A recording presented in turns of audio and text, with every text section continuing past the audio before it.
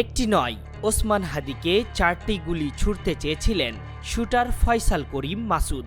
তবে অস্ত্রটি জ্যাম হয়ে যাওয়ায় ঘাতকের সেই পরিকল্পনা সফল হয়নি বলে দাবি করেছেন অনুসন্ধানী সাংবাদিক জুলকারনায়েন শায়ের।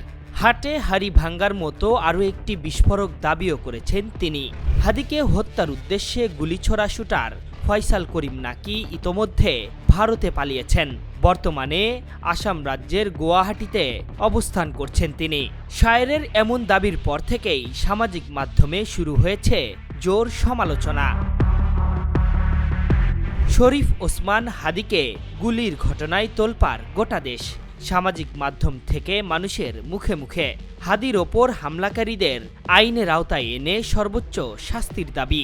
ঘাতককে ধরিয়ে দিতে 50 লাখ টাকা পুরস্কার ঘোষণা করেছে সরকার। তবে গ্রেপ্তারের আগেই শুটার দেশ ছেড়ে কিভাবে পালালেন তা নিয়ে উঠছে প্রশ্ন।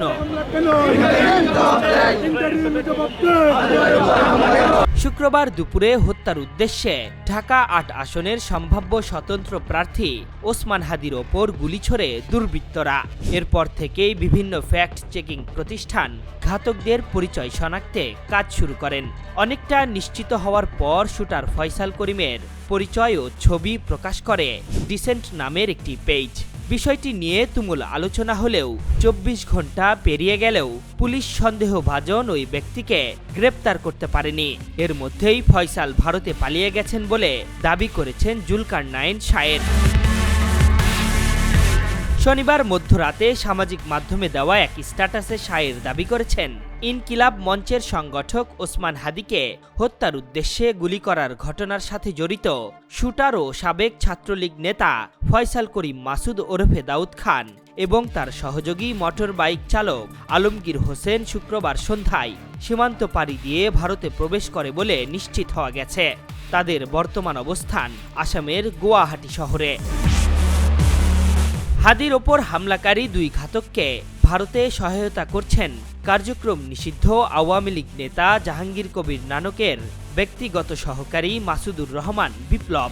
তার তত্ত্বাবধানেই নাকি শুটাররা ভারতে অবস্থান করছেন বলে দাবি করেছেন শায়ের। তার কথায় অত্যন্ত পরিকল্পিতভাবে এই আক্রমণ করা হয়েছে এবং আরও কয়েকটি হিট টিমের একই রকম ঘটনার পুনরাবৃত্তির পরিকল্পনা রয়েছে। যদিও শায়েরের এমন দাবি নিয়ে আইন শৃঙ্খলা রক্ষাকারী বাহিনী আনুষ্ঠানিক কোনো বিবৃতি দেয়নি। এমনকি তারা আদৌ ভারতে পালিয়েছেন কিনা সেটিও নিশ্চিত হওয়া যায়নি। আশরাফুল ইসলাম, ওয়েভ 24।